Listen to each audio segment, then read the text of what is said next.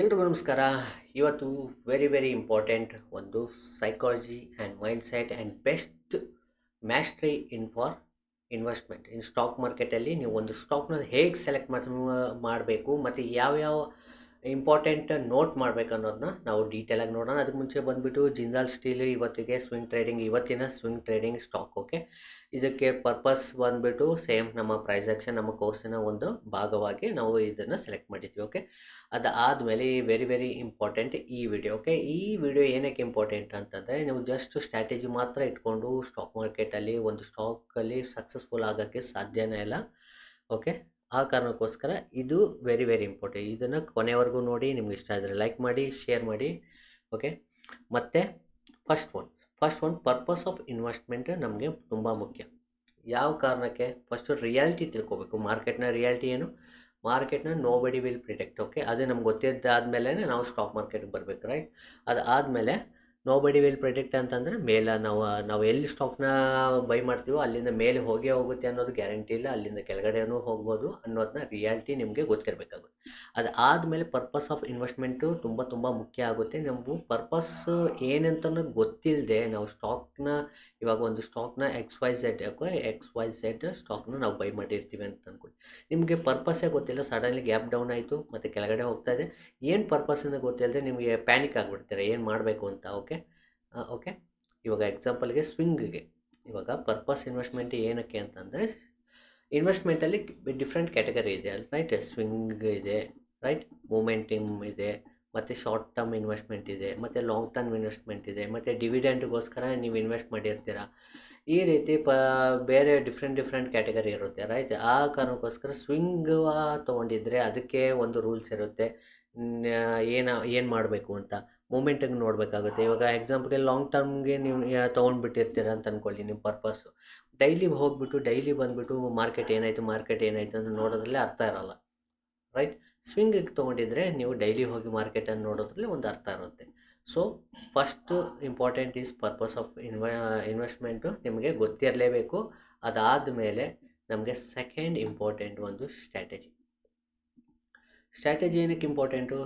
Strategy ಅಂತಂದರೆ ಇವಾಗ ಒಂದು ಸ್ಟಾಕ್ನ ನೀವು ಇಂಡಿವಿಜುವಲಾಗಿ ನೀವು ಬೈ ಮಾಡ್ತೀರ ಅಂದರೆ ಯಾವ ಕಾರಣಕ್ಕೆ ಬೈ ಮಾಡ್ತೀರಾ? ಪರ್ಪಸ್ ಗೊತ್ತಾಗೋಯ್ತು. ಓಕೆ, ಸ್ವಿಂಗಿಗೆ ಮತ್ತು ಯಾವ ರೀಸನಿಂದ ಇಲ್ಲೇ ನಾವು ಆ ಸ್ಟಾಕಲ್ಲಿ ಎಂಟ್ರಿ ಆಗಬೇಕು. ಎಕ್ಸಾಂಪಲ್ಗೆ ಸ್ವಿಂಗಿಗೆ ನಾವು ಕೆಲವೊಂದು ಸ್ಟಾಕ್ಸ್ ಕೊಟ್ಟಿದ್ವಿ, ಸ್ವಿಂಗಿಗೆ ಸ್ಟಾಕ್ಸ್, ರೈಟ್? ಇಲ್ಲೆಲ್ಲ ನಾವು ನೋಡ್ಬೋದು. ಈ ಸ್ಟಾಕ್ಸ್ನೆಲ್ಲ ಬಂದುಬಿಟ್ಟು ನಮ್ಮ ಪ್ರೈಸ್ ಆ್ಯಕ್ಷನ್ ಸ್ವಿಂಗಿಗೆ ಕೊಟ್ಟಿದ್ವಿ. ಸ್ವಿಂಗಲ್ಲಿ ಏನಾಗುತ್ತೆ, 1 to 5 ಡೇಸಲ್ಲಿ ಇರುತ್ತೆ. ಈ ರೀತಿ ಸ್ಟ್ರಾಟಜಿಯಲ್ಲಿ ಎರಡು ವಿಧವಾಗಿರುತ್ತೆ. ಒಂದು ಬಂದುಬಿಟ್ಟು ಫಂಡಮೆಂಟಲ್ ಅನಾಲಿಸಿಸ್, ಮತ್ತು ಸೆಕೆಂಡ್ ಒಂದು ಬಂದುಬಿಟ್ಟು technical analysis. Okay, technical analysis ಇವಾಗ ಎರಡು ವೆರೈಟಿ ಬರುತ್ತೆ. ಒಂದು ಬಂದುಬಿಟ್ಟು ಫಂಡಮೆಂಟಲ್. ಇದರಲ್ಲಿ ಯಾವುದು ಬೆಸ್ಟು ಯಾವುದು ವರ್ಸ್ಟು ಅಂತ ಇದನ್ನು ಮಾಡಿಬಿಡಿ. Both are best. Okay, both are best. But ನೀವು ಯಾವುದರಲ್ಲಿ ಮ್ಯಾಸ್ಟ್ರಿ ಆಗಿದ್ದೀರಾ ಅನ್ನೋದು ಇಂಪಾರ್ಟೆಂಟು. ಫಸ್ಟು ನೀವು ಫಂಡಮೆಂಟಲ್ ಅಂತಂದರೆ ಫಂಡಮೆಂಟಲ್ಲಿ ಎಷ್ಟು ಮ್ಯಾಸ್ಟ್ರಿ ಆಗಿದ್ದೀರಾ. ಎಕ್ಸಾಂಪಲ್ ನೀವು ಒಂದು ಫಂಡಮೆಂಟಲ್ ಅನಾಲಿಸಿಸ್ಟ್ ಏನು ಮಾಡ್ತಾರೆ, ಕಂಪ್ನಿ ಪರ್ಫಾರ್ಮೆನ್ಸ್ ಏನಿದೆ ನೋಡ್ತಾರೆ, ಅದರಲ್ಲಿ ಬ್ಯಾಲೆನ್ಸ್ ಶೀಟ್ ನೋಡ್ತಾರೆ, ಮತ್ತು ಅದರಲ್ಲಿ ಸೇಲ್ಸ್ ಹೇಗೆ ಗ್ರೋತ್ ಆಗ್ತಾ ಇದೆ ಅಂತ ನೋಡ್ತಾರೆ, ಮತ್ತು ಅದರ ರಿಸಲ್ಟ್ ಏನು ಬರ್ಬೋದು ಅನ್ನೋದನ್ನ ಪ್ರಿಡಿಕ್ಟ್ ಮಾಡಿಬಿಟ್ಟು ಒಂದು ಡೇಟಾಸ್ ಅನಾಲಿಸಿಸ್ ಮಾಡಿ ಅವರು ಏನು ಮಾಡ್ತಾರೆ, ಫಂಡಮೆಂಟಲ್ ಅನಾಲಿಸಿಸ್ ಮಾಡಿ ಸ್ಟಾಕ್ನ ಸೆಲೆಕ್ಟ್ ಮಾಡಿಬಿಟ್ಟು ಸ್ವಿಂಗ್ ಆಗಲಿ, ಮೂಮೆಂಟ್ ಆಗಲಿ, ಶಾರ್ಟ್ ಟರ್ಮ್ಗಾಗಲಿ ಲಾಂಗ್ ಟರ್ಮ್ಗಾಗಲಿ ಇನ್ವೆಸ್ಟ್ ಮಾಡೋಕ್ಕೆ ಸ್ಟಾರ್ಟ್ ಮಾಡ್ತಾರೆ, ರೈಟ್? ಓಕೆ, ಅದೇ ರೀತಿ ಟೆಕ್ನಿಕಲ್ ಏನು ಬರುತ್ತೆ ನಿಮಗೆ ಒಂದು ಕ್ಯಾಂಡಲ್ನ ಯೂಸ್ ಮಾಡೋಂಥವ್ರು ಇರ್ತಾರೆ ಟೆಕ್ನಿಕಲ್ ಅನಾಲಿಸಿಸ್. ಇಲ್ಲ ಅಂತಂದರೆ ಬರೀ ಪ್ರೈಸ್ ಆ್ಯಕ್ಷನ್. ಇವಾಗ ನಮ್ಮ ಕೋರ್ಸಲ್ಲಿ ಏನಾಗಿದೆ, ಓನ್ಲಿ ಪ್ರೈಸ್ ಆ್ಯಕ್ಷನ್ ಮಾತ್ರ ಯೂಸ್ ಮಾಡಿಬಿಟ್ಟು ನಾವು ಸ್ಟಾಕ್ನ ಸೆಲೆಕ್ಟ್ ಮಾಡ್ತೀವಿ. ಈ ರೀತಿ ಪ್ರೈಸ್ ಆ್ಯಕ್ಷನ್ ಮಾತ್ರ ಯೂಸ್ ಮಾಡಿಕೊಂಡು ಸ್ಟಾಕ್ನ ಸೆಲೆಕ್ಟ್ ಮಾಡೋರು ಕೆಲವರು ಇರ್ತಾರೆ. ಕೆಲವರು ಏನು ಮಾಡ್ತಾರೆ, ಇಂಡಿಕೇಟ್ರನ್ನ ಯೂಸ್ ಮಾಡಿಬಿಟ್ಟು ಏನು ಮಾಡ್ತಾರೆ, ಸ್ಟಾಕ್ನ ಸೆಲೆಕ್ಟ್ ಮಾಡೋರು ಇರ್ತಾರೆ. ಇವಾಗ ಇಂಡಿಕೇಟ್ರನ್ನ ಯೂಸ್ ಮಾಡಿ ಸ್ಟಾಕ್ನ ಸೆಲೆಕ್ಟ್ ಅಂದರೆ ಮೂವಿಂಗ್ ಅವರೇಜು, ಇಲ್ಲಾಂದರೆ MACDನೋ, ಇಲ್ಲಾಂದರೆ ಸ್ಟೊಕ್ಯಾಸ್ಟಿಕೋ, ಇಲ್ಲಾಂದರೆ ಸೂಪರ್ ಟ್ರೆಂಡು, ಈ ರೀತಿ ಇಂಡಿಕೇಟರ್ಗಳನ್ನ ಯೂಸ್ ಮಾಡಿ ಸ್ಟಾಕ್ನ ಸೆಲೆಕ್ಟ್ ಮಾಡಿ. ಇದರ ಮೂರಲ್ಲಿ ವಿಚ್ ಈಸ್ ಬೆಸ್ಟ್ ಅಂತ ಕೇಳಕ್ಕೆ ಹೋಗ್ಬಿಡಿ. ಮತ್ತು ಇದು ಬಿಟ್ಟು ಇನ್ನೂ ಬೇರೆನೂ ಇದೆ. ಓಕೆ, ಬಟ್ ಇದರಲ್ಲಿ ಯಾವುದು ಬೆಸ್ಟು ಅಂತ ಕೇಳಕ್ಬಿಡಿ. ಇದು ಮೂರು ಬೆಸ್ಟ್. ಓಕೆ, ನಾವು ಯೂಸ್ ಮಾಡೋದು ಪ್ರೈಸ್ ಆ್ಯಕ್ಷನ್ ಮಾತ್ರ. ಬಟ್ ಇಂಡಿಕೇಟರ್ ಅದಕ್ಕಂತ ನಾವು ಪ್ರೈಸ್ ಆ್ಯಕ್ಷನ್ ಯೂಸ್ ಮಾಡ್ತೀವಿ ಅಂತ ಕ್ಯಾಂಡಲ್ ಸ್ಟಿಕ್ನ ಮಾತ್ರ ಯೂಸ್ ಮಾಡ್ಕೊಂಡು ಬೇಸ್ಟು ಅಂತ ನಾವು ಹೇಳಲ್ಲ. Okay, this is also best, this is also best, this is also best, and this is also worst, and this is also worst. ಇದನ್ನ ರಿಯಾಲಿಟಿ ಒಂದನ್ನ ಅರ್ಥ ಮಾಡ್ಕೊಳ್ಳಿ. ಓಕೆ, ಆದಮೇಲೆ ಸ್ಟ್ರಾಟಜಿ ಸೆಕೆಂಡ್ ಪಾಯಿಂಟ್.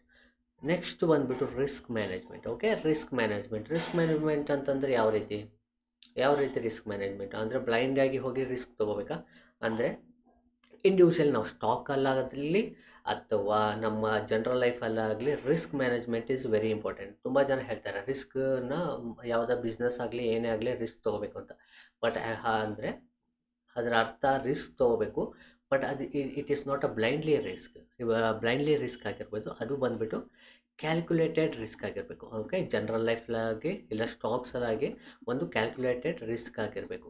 ಈ ಯಾವ ರೀಸನ್ ಕ್ಯಾಲ್ಕುಲೇಟೆಡ್ ರಿಸ್ಕು, ಏನಕ್ಕೆ calculate risk ಅಂತಂತಂದರೆ, ಇವಾಗ ಎಕ್ಸಾಂಪಲ್ಗೆ ಒಂದು ಶಾಪ್ ನೀವು ಹೋಗ್ತೀರಾ ಅಂತ ಅನ್ಕೋ, ಒಂದು ಶಾಪ್ನ ಓಪನ್ ಮಾಡ್ಬೇಕಂತಾರೆ, ವಾಟ್ ಎವರ್ ಶಾಪ್. ಓಕೆ, ಯಾವುದಾದ್ರು ಶಾಪು, ಆ ಶಾಪ್ಗೆ ನಿಮಗೆ ಒಂದು 10 ಲಕ್ಷ ಬೇಕಾಗುತ್ತೆ, 10 ಲಕ್ಷ ಲೋನ್ ಇಸ್ಕೊಂಡು ಬಿಟ್ಟಿರ್ತಾರೆ. ಈ ಶಾಪು ಒಂದು ವೇಳೆ ತುಂಬ ಸಕ್ಸಸ್ಸು ಆಗ್ಬೋದು, ಇಲ್ಲ ಲಾಸು ಆಗ್ಬೋದು. This is a reality, right?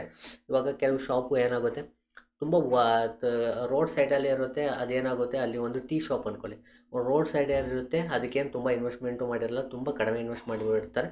But ಈ ಜನಗಳು ಮಾತ್ರ ಸಿಕ್ಕಾಪಟ್ಟೆ ಜನ ಇರ್ತಾರೆ. ಓಕೆ, ಇನ್ನೊಂದು ಕೆಲವೊಂದು 10 ಲಕ್ಷ ಇನ್ವೆಸ್ಟ್ ಮಾಡಿಬಿಟ್ಟು ಒಂದು ಶಾಪ್ನ ಒಳ್ಳೆ ರೀತಿಯಲ್ಲಿ ಓಪನ್ ಮಾಡಿರ್ತಾರೆ, ಅಲ್ಲಿ ಜನನೇ ಬರಲ್ಲ. Okay, this is the reality. ನೀವು ಎಷ್ಟೇ ತುಂಬ ಚೆನ್ನಾಗಿ ಟೀ ಕೊಟ್ಟಿದ್ರು ಕೂಡ, ಏನೇ ಮಾಡಿದ್ರು ಕೂಡ, ಅದಕ್ಕೆ ನಿಮಗೆ ಕ್ಯಾಲ್ಕುಲೇಟ್, ಅದರಲ್ಲಿ ನೀವು ಎಕ್ಸ್ಪರ್ಟ್ ಆಗಿರಬೇಕು. ಅದರ ಜೊತೆಗೆ ಈ 10 ಲಕ್ಷಕ್ಕೆ ಇನ್ವೆಸ್ಟ್ ಮಾಡೋಂಗಿದ್ರೆ 10 ಲಕ್ಷ ಹೇಗೆ ನೀವು ಕ್ಯಾಲ್ಕುಲೇಟ್ ಮಾಡಿ ಅದನ್ನ ಇನ್ವೆಸ್ಟ್ ಮಾಡಬೇಕಾಗುತ್ತೆ.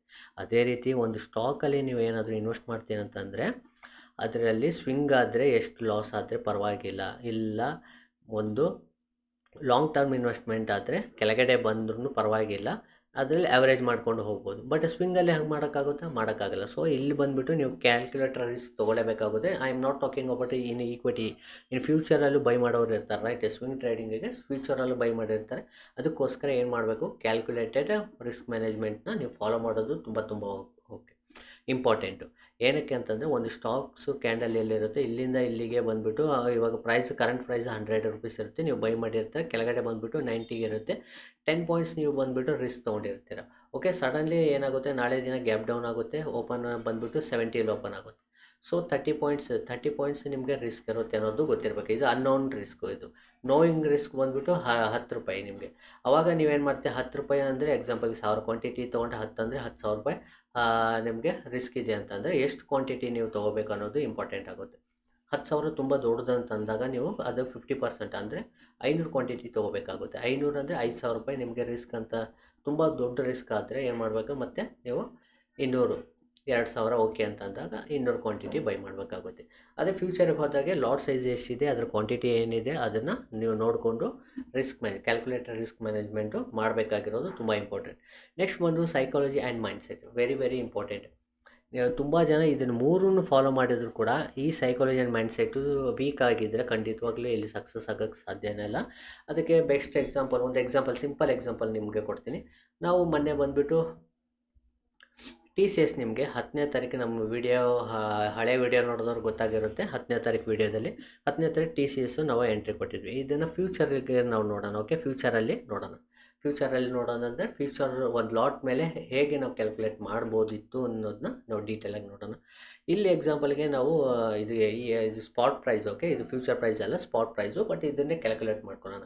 ಇವಾಗ TCS ಒಂದು ಲಾಟ್ ಸೈಜ್ ಎಷ್ಟಿದೆ, TCS ಒಂದು ಲಾಟ್ ಸೈಜು 175 ಕ್ವಾಂಟಿಟಿ ಇದೆ. ಒಂದು ಲಾಟಿಗೆ ಏನಾಗುತ್ತೆ, 175 ಕ್ವಾಂಟಿಟಿ ಇದೆ, ರೈಟ್? ಇವಾಗ ನಮಗೆ ಎಕ್ಸಾಂಪಲ್ಗೆ ನಾವು ಏನು ಮಾಡ್ತೀವಿ, ಇಲ್ಲಿ ಕ್ಲೋಸಿಂಗ್ ಪ್ರೈಸ್ ಎಷ್ಟಿದೆ, 3025 ನಾವು ಬೈ ಮಾಡಿರ್ತೀವಿ. ಸ್ಟಾಪ್ ಲಾಸ್ ಎಷ್ಟಿದೆ, ಅದರ ಲೋ ನಾವು ಸ್ಟಾಪ್ ಲಾಸ್ ಇಡಬೇಕು. 2992 ಇದೆ. ಬಟ್ ನಾವು ಎಕ್ಸಾಕ್ಟಾಗಿ ಅಷ್ಟೇ ಇಡಬೇಕಾ, ಇಲ್ಲ, ಅದಕ್ಕಿಂತ ಸ್ವಲ್ಪ ಕಡಿಮೆ ಇಡಬೇಕಾಗುತ್ತೆ. ಆವಾಗ 2990 ಅಂದರೆ ಆಲ್ಮೋಸ್ಟ್ 35 ಪಾಯಿಂಟ್ಸ್ ನಮಗೆ ರಿಸ್ಕ್ ಇರುತ್ತೆ.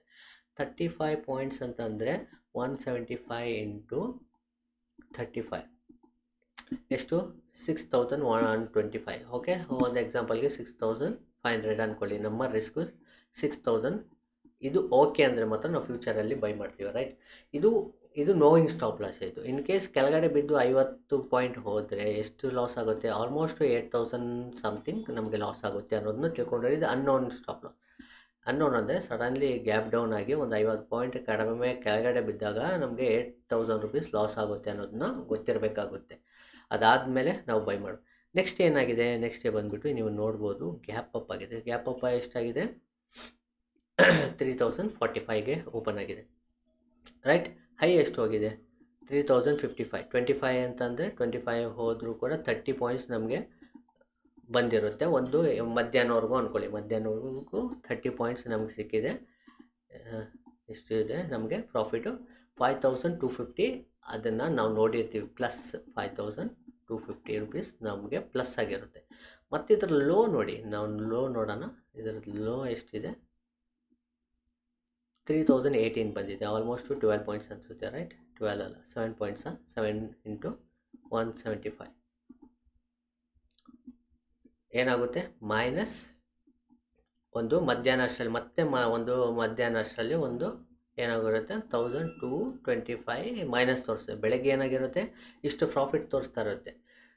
ಸಡನ್ಲಿ ಮೈನಸ್ ತೋರಿಸಿದಾಗ ನಿಮ್ಗೆ ಏನಾಗುತ್ತೆ, ಏನೋ ಇನ್ನೂ ಜಾಸ್ತಿ ಲಾಸಲ್ಲಿ ಹೋಗ್ಬಿಡ್ತೀವಿ ಅಂತ ಮಾಡ್ತೀರಾ, ಇಲ್ಲ ಇನ್ನೂ ಬೈ ಮಾಡ್ಬೋದು, ಈ ರೀತಿ ಆಗುತ್ತೆ. ಓಕೆ, ನಾವು ಏನು ಒಂದು ಆಲ್ರೆಡಿ ಒಂದು ಸ್ಟ್ರಾಟಜಿ ಏನು ಯೂಸ್ ಮಾಡಿರ್ತೀವೋ ಅದು ಒಂದನ್ನೇ ಯೂಸ್ ಮಾಡಬೇಕಾಗುತ್ತೆ. ರಿಸ್ಕ್ ಮ್ಯಾನೇಜ್ಮೆಂಟು ಕ್ಲೀನಾಗಿರಬೇಕು ಮತ್ತು ಡಿಸಿಪ್ಲಿನ್ ಆಗಿರಬೇಕು.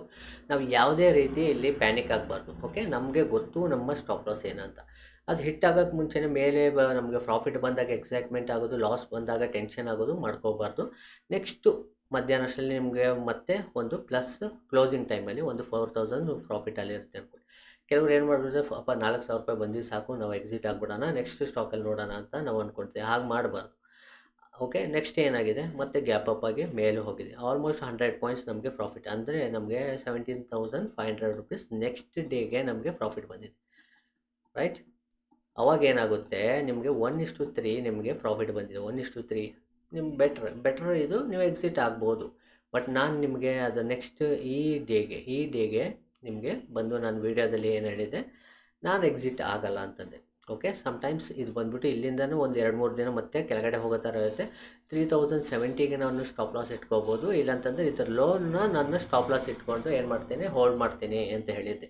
ಕಾರಣ ಏನಂತಂದರೆ ನಮಗೆ ಮತ್ತೆ ಇಲ್ಲಿ ಸ್ಟಾಪ್ ಲಾಸ್ ಇಟ್ಟಾಗಿದ್ರು ಕೂಡ ನಾವು ಲಾಸಲ್ಲಿ ಹೋಗಲ್ಲ, ಒಂದು ಮಿನಿಮಮ್ ಪ್ರಾಫಿಟಲ್ಲಿ ಇರ್ತೀವಿ. ಓಕೆ, 17,000 ಇಂದ 2,000 ಪ್ರಾಫಿಟ್ ಬಂದರೂ ಪರವಾಗಿಲ್ಲ, ಏನು ತೊಂದರೆ ಇಲ್ಲ, ನಮಗೆ ಅಷ್ಟು ಟೆನ್ಷನ್ ತೊಗೊಳ್ಳೋ ಅವಶ್ಯಕತೆ ಇಲ್ಲ. ಓಕೆ, ಇವಾಗ ಮೇಲೆ ಹೋಗಿದೆ ಇದು, ಇಲ್ಲಿಂದ ಮತ್ತೆ ಮೇಲೆ ಹೋಗ್ಬೋದಾ ಗೊತ್ತಿಲ್ಲ.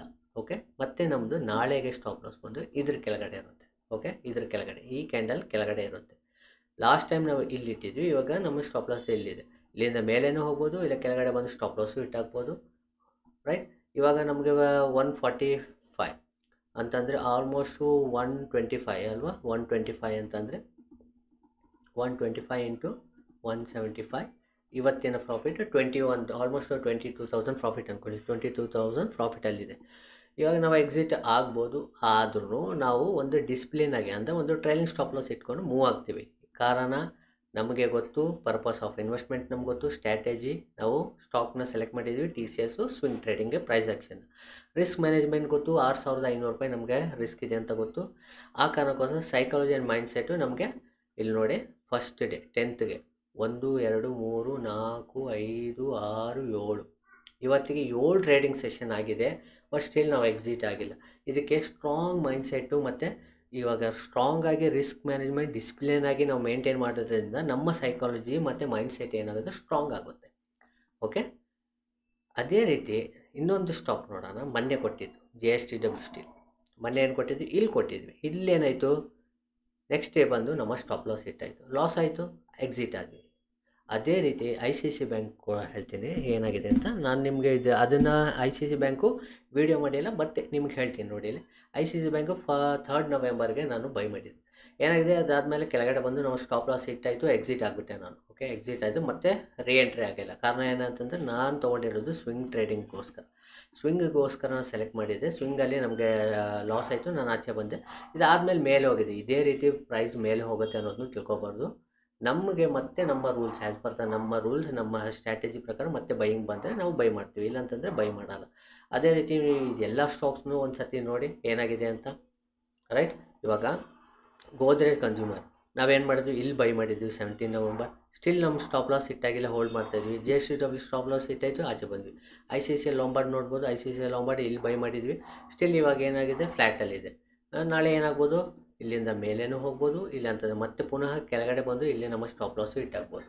ಇದನ್ನು ನೀವು ಕ್ಲೀನಾಗಿ ಗೊತ್ತಿದ್ದರೆ ಮಾತ್ರ ಇಲ್ಲಿ ಈ ಸ್ಟಾಕ್ ಮಾರ್ಕೆಟಲ್ಲಿ ನೀವು ಸಕ್ಸಸ್ ಖಂಡಿತವಾಗ್ಲೂ ಆಗ್ತೀರಾ. ಓಕೆ, ಹೋಪ್ ಈ ವಿಡಿಯೋ ನಿಮ್ಗೆ ಇಷ್ಟ ಆಗಿರುತ್ತೆ ಅಂದ್ಕೊಳ್ತೀನಿ. ಇಷ್ಟ ಆಗಿದ್ದರೆ ಲೈಕ್ ಪ್ರೆಸ್ ಮಾಡಿ, ಶೇರ್ ಮಾಡಿ, ಮತ್ತು ಕೋರ್ಸ್ ಡಿಸ್ಕ್ರಿಪ್ಷನಲ್ಲಿ ಕೋರ್ಸ್ ಇದೆ, ಹೋಗಿ ಬೈ ಮಾಡಿ. ಓಕೆ, ಮತ್ತು ಇದೇ ರೀತಿ ವಿಡಿಯೋದಲ್ಲಿ ಮತ್ತೆ ಮುಂದಿನ ವಿಡಿಯೋದಲ್ಲಿ ಸಿಗೋಣ. ಎಲ್ರಿಗೂ ನಮಸ್ಕಾರ, ಧನ್ಯವಾದಗಳು.